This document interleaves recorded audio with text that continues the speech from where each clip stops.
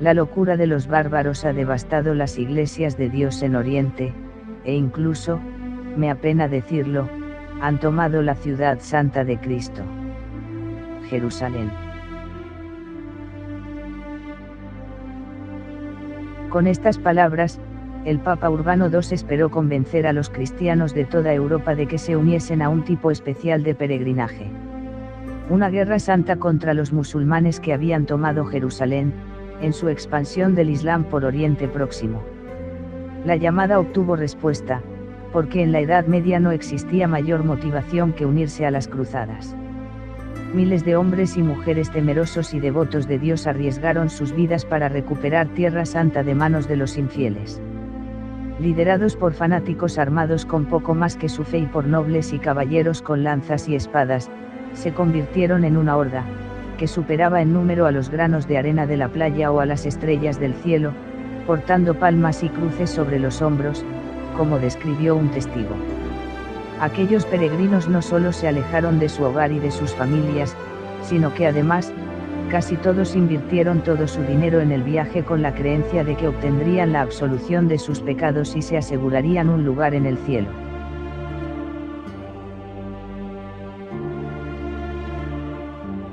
Los cruzados vivieron en una época violenta. En el siglo XI, Europa estaba empezando a salir de unos tiempos de oscuridad y las facciones beligerantes se atacaban continuamente. La brutalidad era algo habitual. Los sacrificios que las cruzadas exigían podrían parecer una extensión de las exigencias de la vida cotidiana, pero con una atractiva diferencia: la posibilidad de salvación. La primera cruzada, concebida como una acción militar por el Papa Urbano II, con nobles y caballeros sirviendo como guerreros de Cristo, atrajo a más personas del pueblo llano de las que se esperaban.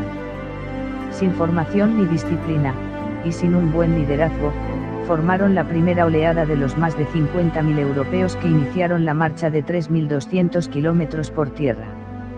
Miles de ellos murieron en el camino o en el intento de asalto a dos fortalezas musulmanas. En la siguiente oleada, los caballeros y los soldados de infantería lograron tomar varias ciudades en su avance hacia Jerusalén. No obstante, también sufrieron situaciones terribles. En un solo día murieron de sed 500 personas. Y el hambre que padecieron llegó a tales extremos que algunos se comieron a sus caballos. E incluso a sus enemigos. Su abnegación y su valentía, sin embargo, se convirtieron en el ejemplo de futuras generaciones de cruzados, entre ellos, el rey inglés Ricardo Corazón de León y el emperador alemán Federico I, Barbarroja.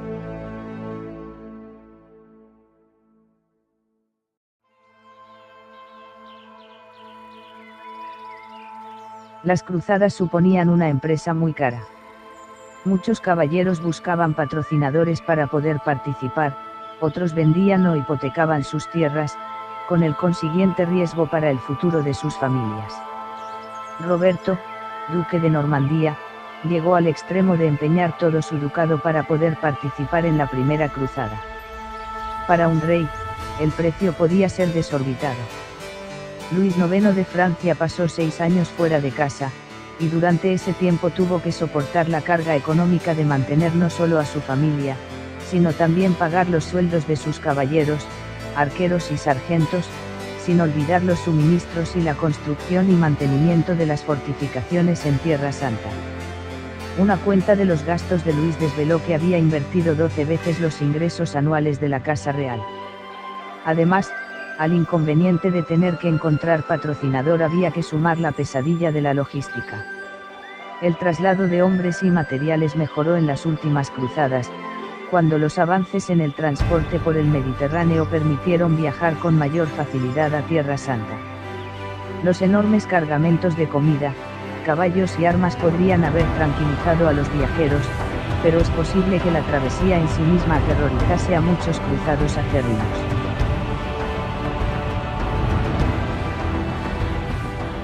Cuando los cruzados contemplaron Jerusalén por primera vez, el 7 de junio de 1099, relucía al sol como una visión celestial. Profundamente conmovidos, se arrodillaron y dieron gracias a Dios por llevarles hasta allí.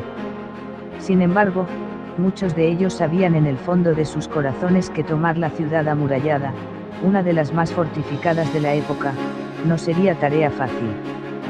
Después de encomendarse a Dios, los 13.000 sitiadores se convirtieron muy pronto en sitiados.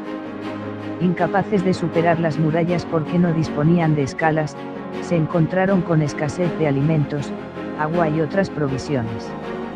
Los defensores de la ciudad, muy astutamente, tomaron la precaución de llenar o envenenar los pozos. Y entonces, milagrosamente, en la costa apareció una flota de barcos ingleses y genoveses con carpinteros y madera para construir escaleras y torres móviles de asalto. El 10 de julio, terminada la construcción de esas estructuras, los cruzados atacaron avanzando lentamente entre una descarga de flechas incendiarias mientras acercaban las voluminosas torres a las murallas. 5 días más tarde, solo quedaba una plataforma en pie y los hombres empezaron a entrar en Jerusalén. Ya en el interior de la ciudad santa, los cruzados tomaron sus espadas y atacaron a los civiles que huían, matándolos y desmembrándolos, sin mostrar ni un ápice de piedad ni siquiera con las mujeres y los niños. Los líderes del ataque escribieron así al Papa: si deseáis saber qué se hizo con los enemigos que encontramos en la ciudad, sabed esto: en el pórtico de Salomón y en su templo, nuestros hombres cabalgaron entre la sangre de los sarracenos, sangre que llegaba hasta las rodillas de sus caballos. Tras la caída de Jerusalén, el día 15, el número de muertos era tan elevado que sus cuerpos formaron piras funerarias, tan grandes como casas. Donde antes vivían 20.000 musulmanes y judíos, según los cálculos, ya no quedaba nadie. Sabiendo que un ejército musulmán iba de camino hacia Jerusalén, un contingente de cruzados, todavía eufóricos por la victoria, salió de la ciudad el 29 de julio para enfrentarse a las tropas de avance en Ascalón. Aunque el ejército cristiano solo contaba con 5.000 jinetes y 15.000 soldados de infantería frente a un enemigo mucho más numeroso, los cruzados acabaron con miles de musulmanes y después se retiraron. Entre los comandantes cruzados triunfantes, la tarea de permanecer en Jerusalén y gobernarla, junto con los distritos periféricos, recayó en Godofredo de Bouillon. Godofredo se resistió a que le llamasen rey porque consideraba el título un poco presuntuoso teniendo en cuenta que se trataba de la ciudad de Cristo, prefería ser conocido como defensor del Santo Sepulcro. La tarea que esperaba al nuevo líder era formidable. Con Jerusalén bajo control cristiano, la mayoría de los cruzados regresaron a sus hogares en Europa. Godofredo se quedó con solo 300 caballeros y 2.000 soldados de infantería para defender el territorio. Sin embargo, falleció antes de poder demostrar que estaba a la altura. Su hermano, Balduino, asumió el mando. Él no dudó en autoproclamarse rey. Durante los 2 siglos siguientes, los cristianos que poseían los estados cruzados, que se extendían a lo largo de una franja de casi 1.000 kilómetros entre las montañas y el Mediterráneo, se enfrentaron a la amenaza constante de un ataque. Los musulmanes eran incapaces de olvidar la infamia de la toma de Jerusalén, para ellos, el tercer lugar más sagrado, desde donde ascendió a los cielos su profeta, Mahoma, después de la Meca y Medina.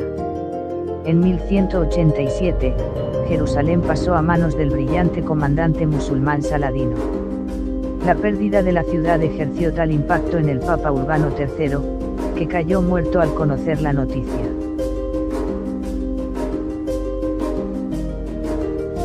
Para los cruzados fue el principio del fin. Aunque Jerusalén sería recuperada en el año 1229, la victoria resultó muy breve. La ciudad volvió a estar bajo dominio musulmán en 1244. 47 años más tarde, en 1291, un enorme ejército que había salido de Egipto sitió la ciudad portuaria cristiana de Acre. Protegidos por un doble anillo de murallas, los 800 caballeros y los 14.000 soldados de infantería que esperaban en su interior lucharon con todas sus fuerzas, pero era imposible superar a los cientos de piedras y bombas incendiarias que los atacantes lanzaron sobre la ciudad desde sus catapultas.